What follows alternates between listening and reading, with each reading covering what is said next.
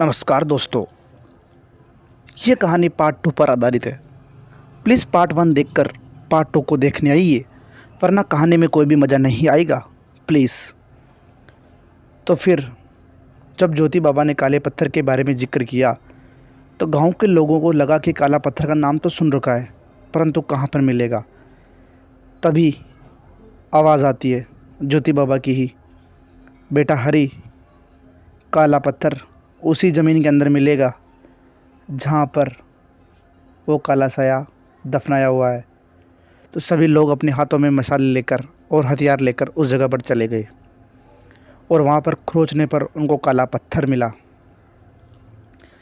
तभी उस गड्ढे के अंदर से देखा तो काला साया बाहर निकल रहा था और वो इतना भयानक रूप ले रहा था जिसकी कोई सीमा नहीं थी। उसने देखते देखते एक बहुत ही भयानक दानव का रूप ले लिया था। उसके बाद हम गांव वाले एक तरफ हो गए थे और मैं जो हरी हूँ उसको देखकर वहीं दंग रह गया, मेरे पांव हिले भी नहीं।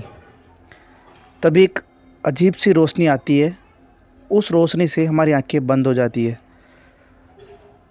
और जब हमारी आंखें खुलती है तो काला साया एक ढेर के रूप में नीचे बिखरा हुआ था और उसके ऊपर वो काला पत्थर रखा हुआ था। तभी उस ढेर के नीचे से आवाज़ आती है, इसे हटाओ। काले पत्थर को हटाते ही तुम्हारा खेत आज़ाद हो जाएगा और तुम सब इससे आज़ाद हो जाओगे। मानो या मानो, परंतु जो हरी था उसको अपने आप मजबूर हो गया उस पत्थर को हटाने में। उसने जैसे ही उस पत्थर को हटाया, वो काला साये के अंदर से आवाज़ आती है, मूर्ख आदमी, तूने मेरा काम और आसान कर दिया। मैं यहीं दफन हो जाता अगर तू मुझे नहीं बचाता। ही हा हा, ऐसे कहकर वो उस गड्ढे के अंदर चला गया। उसके बाद आवाज़ आती है जो ज्योति बाबा की होती है। वो बताते हैं कि बेटा, तुमने ये बहुत बड़ी गलती कर दी है।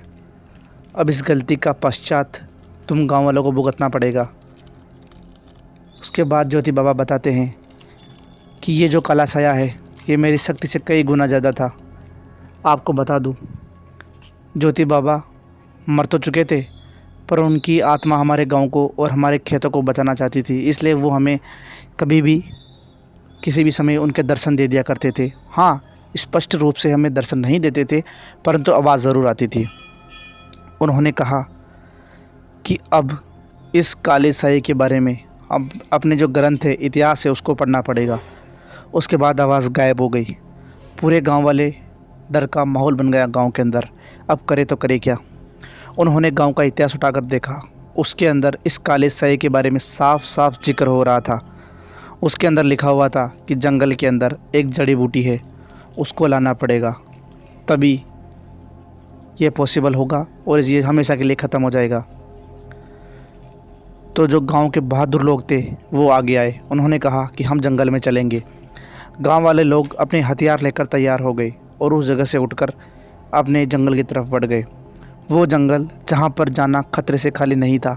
हम सबको पता था कि हम वापस आ भी सकते हैं, नहीं भी आ सकते, क्योंकि हम मौत को छेड़ने जा रहे हैं। पहली बात तो जंगल के अंदर जानवरों का खतरा, दूसरा वहाँ पर भयानक आत्माएं होगी। तो फिर मैं वहाँ पर हम लकड़ियाँ और हथियारों के माध्यम से जंगल के अंदर पहुँच जाते हैं। वहाँ एक पेड़ था, उसके ऊपर वो जड़ी बूटी लगी हुई थी। हमने जैसे ही उसके पास जाने की सोची, एक दानव आया काला साये के रूप में। उसने कहा, मूर्ख आदमी, तेरे को ये भी पता नहीं है कि तुम्हारा असली दुश्मन कौन है। ये बात मेरे जहन में बैठ गई कि हम जिससे बदला ले रहे हैं और जिसको ख़त्म करना चाहते हैं वो हमारा दुश्मन है या नहीं, या अभी कौन है। ये बात मेरे को परेशान कर रही थी।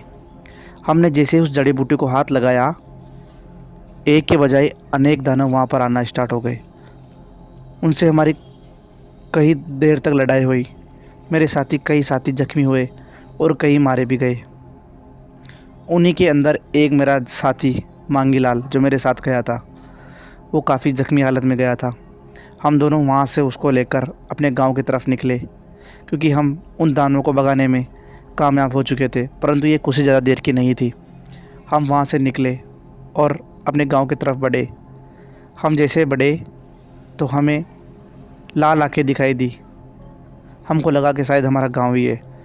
जब हम थोड़े करीब पहुँचे तो हमारी सांसें रुक गई, क्योंकि जिस गांव को हम छोड़कर गए थे वो पूरा वीरान था।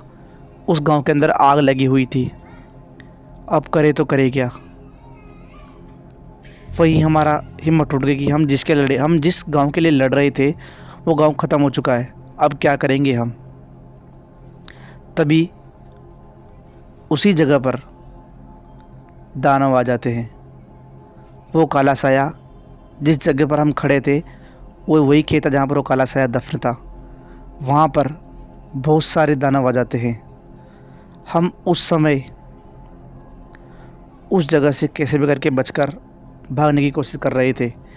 तभी उन दानवों से हमारा सामना होता है, क्योंकि वो बहुत सारे दानव थे, हमें नहीं छोड़ दे। उन्होंने मेरे दोस्त मांगीलाल को जख्मी कर दिया था। अब वो मेरी तरफ बढ़ रहे थे।